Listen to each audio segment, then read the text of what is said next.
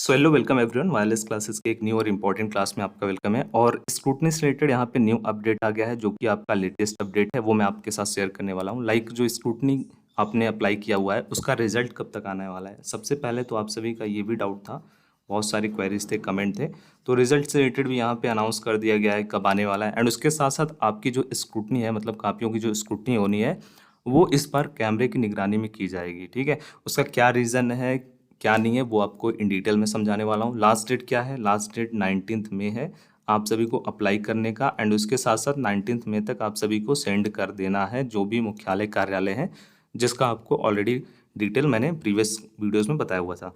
तो यहाँ पे आप देख सकते हैं, बताया गया कि जो कॉपियाँ हैं उनकी जो स्क्रूटनी है उसकी निगरानी जो है वो कैमरे की नज़र में होगी।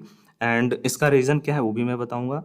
यहाँ पे देखिए लिखा हुआ है, पहली बार सभी विषयों के जो शिक्षक हैं वो पैनल बनाकर करवाई जाएगी स्क्रूटनी। एंड उसके साथ साथ कैमरे की निगरानी में विषय विशेषज्ञ जो हैं वही स्क्रूटनी करेंगे ताकि ना हो सकेगा कोई भी खेल। मतलब कि बहुत बार ऐसे होती थी कि जो स्क्रूटनी का कार्य था वो किसी अदर टीचर्स द्वारा करवा दिया जाता था, और जिसकी वजह से जो स्टूडेंट थे वो क्लेम करते थे एंड उसके बाद बहुत सारे प्रोसेस होते थे। सो इन सब चीज़ों को ना हो, और माध्यमिक शिक्षा परिषद जो है पारदर्शी बनाने के लिए चीज़ों को, जो स्क्रूटनी है वो पैनल बनाएगा। मतलब जो स्पेशल, जो टीचर जिस सब्जेक्ट के स्पेशल हैं वही जो है स्क्रूटनी का वर्क करेंगे। और ये सब जो पूरा प्रोसेस होगा वो सब कहाँ होगा, वो सब जिस रूम में होगा वो कैमरे की निगरानी में होगा। ठीक है, तो देखिए यहाँ पे बताया गया कि यूपी बोर्ड की हाई स्कूल इंटरमीडिएट की जो उत्तर पुस्तिकाएं हैं उसकी स्क्रूटनी जो है अब सीसीटीवी कैमरे की निगरानी में कराई जाएगी। स्क्रूटनी व्यवस्था और पारदर्शी बनाने के लिए इस उद्देश्य से इस साल यह अहम बदलाव किया गया। 25 अप्रैल को 10वीं की आपकी 12वीं की जो रिजल्ट है वो डिक्लेयर की गई थी। 19 मई तक जो है डेट दिया गया है आप सभी को स्क्रूटनी के लिए। ऑनलाइन आवेदन मांगे हैं जो भी छात्र अपने रिजल्ट से संतुष्ट नहीं है। ठीक है, पूर्व के वर्षों में आवेदन करने वाले परीक्षार्थियों की उत्तर पुस्तिकाओं की स्क्रूटनी संबंधित क्षेत्रीय कार्यालय में होती थी, लेकिन कई बार परीक्षार्थी जो हैं उससे भी संतुष्ट नहीं होते थे और हाई कोर्ट में याचिका दायर कर देते थे। कोर्ट के निर्देश पर कई बार जो है विश्वविद्यालय के विशेषज्ञ से भी कापियाँ जांचवानी पड़ती थी। ठीक है, मतलब कि फिर से उनकी कॉपियों को अगेन जो है, जब जो स्टूडेंट था वो हाई कोर्ट में जा करके याचिका दायर कर देता था तो फिर से उनकी कॉपियों को फिर से जो है जचवाना पड़ता था।